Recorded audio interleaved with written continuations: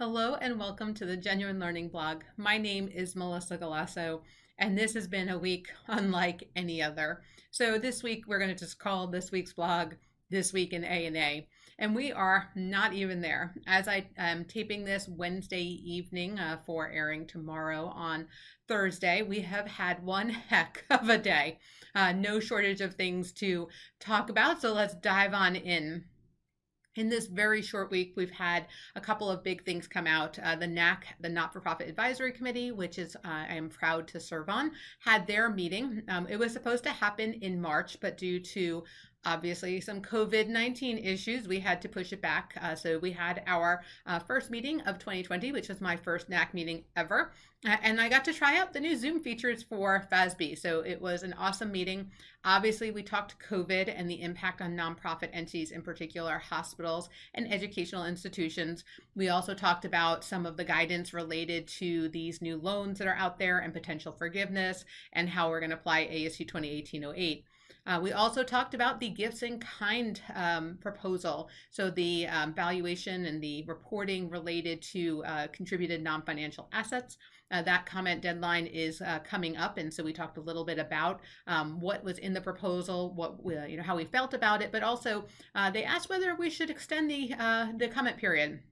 I personally said we didn't think it was necessary, predominantly because it's very niche standard, and while it will impact some entities pretty significantly, it just seems like this is not the time that people are going to be focusing, and no matter how much more time you give them right now, it's just not going to become a priority. And the standard is designed to help people, and so getting it out faster just seems to be more important. So that was my personal opinion.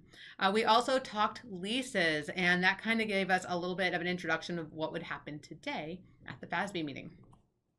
So today, April 8th, you guys are going to be watching this tomorrow, April 9th, but today, this evening, FASB had their first virtual meeting of the board. It was very impressive. It was just about an hour long, and they covered a variety of things. It was our very first meeting trying out this new ability. They have come up with a really cool Zoom screen background, so it looks like they're in the boardroom while still following all of the social distancing rules.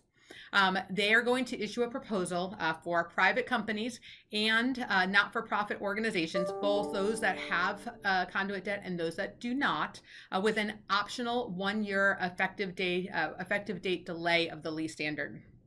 And this is going to be huge because for many of the universities and the hospitals who have the upcoming 6/30 year end, if they had conduit debt, they are supposed to be adopting leases in this year. However, this would give them an additional year to start working on that project, given they are most impacted by COVID. It also gives private nonprofit and private companies another year in addition to the year that they got from ASU 2019-10. So that is a big one. This is expecting to have a 15-day comment period, so very quick turnaround so that they can issue this and move on to other standard setting. They also gave private company franchisors a 1-year deferral of their revenue recognition standards. You're probably saying, well, that was already effective in December. Yes, it is, but they're giving private entities another year to adopt the revenue recognition standard. In addition to doing that, they also added a project to their research agenda to see if there was any way that they could simplify some of the more difficult areas. So that is something that they'll be working on during that delay. So what are we expecting coming down the pike?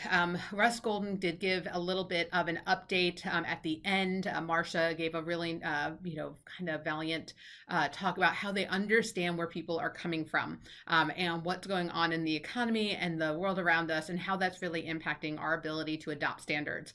So a couple of things that they told us are coming down the pike.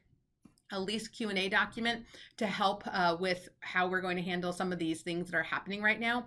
So lessors who are giving unprecedented is the term that they use, concessions, right? How do you handle those concessions if you're following topic either 840 or topic 842? So they're going to put together a Q&A document. They're also going to provide other crisis-related issues, interest income and loan payment holidays, hedging, fair value? How do you adjust and consider the pandemic and the crisis under this? So you'll see some implementation questions there. And then also for those of you who have been following, the Small Business Administration is now offering loans. However, these are potentially forgivable loans. And so there's been a request for some additional consideration on the accounting for that. So as you can see, while they are giving us some additional time, they've also had quite a few questions come in specifically related to COVID.